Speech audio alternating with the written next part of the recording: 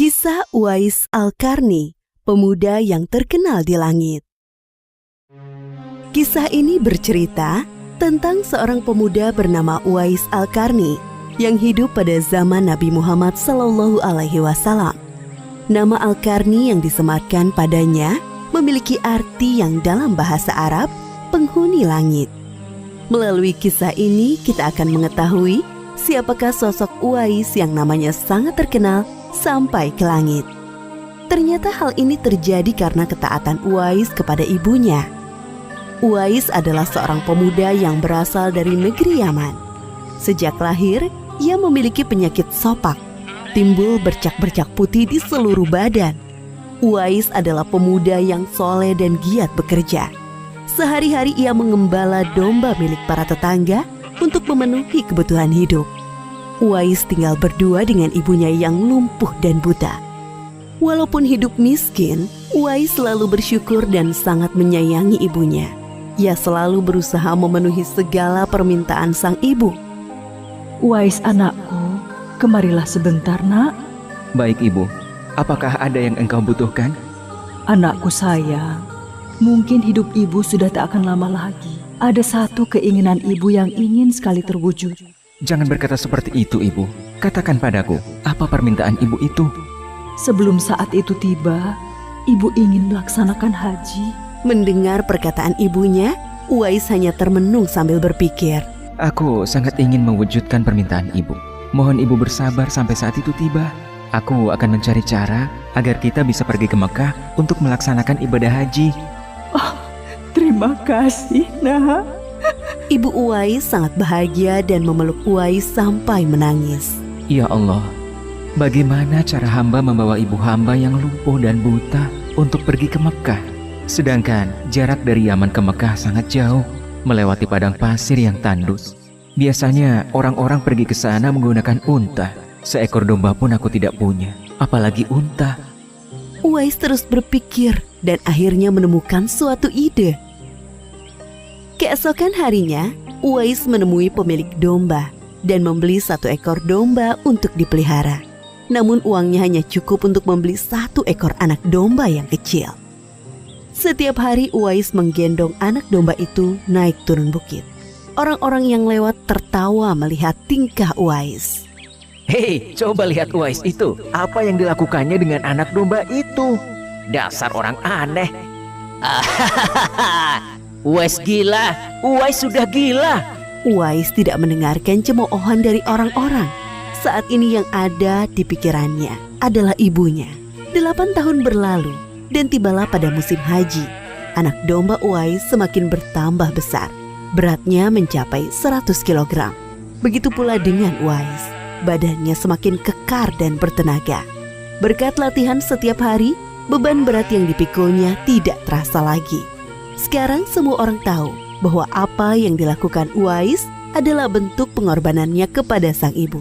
Uwais menggendong ibunya sambil berjalan kaki dari Yaman menuju Mekah. Subhanallah, alangkah besar cinta Uwais kepada ibunya itu. Sesampai di Mekah, Uwais tetap menggendong ibunya untuk bertawaf di Ka'bah. Di hadapan Ka'bah, ibu dan anak itu berdoa. Ya Allah, ampunilah semua dosa ibuku. Bagaimana dengan dosamu anakku? Dengan terampuninya dosa ibu, maka ibu akan masuk surga. Cukuplah ridho ibu yang mengantarkanku ke surga. Allah Subhanahu wa Ta'ala mendengar percakapan ibu dan anak laki-lakinya. Seketika itu penyakit sopak yang dideritanya sembuh. Hanya tertinggal 1 bulatan putih di telapak tangannya. Terima kasih ya Allah. Sekembalinya dari Mekah, Uwais meminta izin kepada ibunya untuk pergi ke Madinah. Uwais ingin sekali bertemu dengan Nabi Muhammad SAW. Dengan berat hati, ibunya mengizinkan Uwais berangkat. Setelah urusanmu selesai, cepat pulang ya nak. Sesampainya di Madinah, Uwais segera mencari rumah Nabi Muhammad SAW. Setelah menemukan, ia mengetuk pintu dan mengucapkan salam.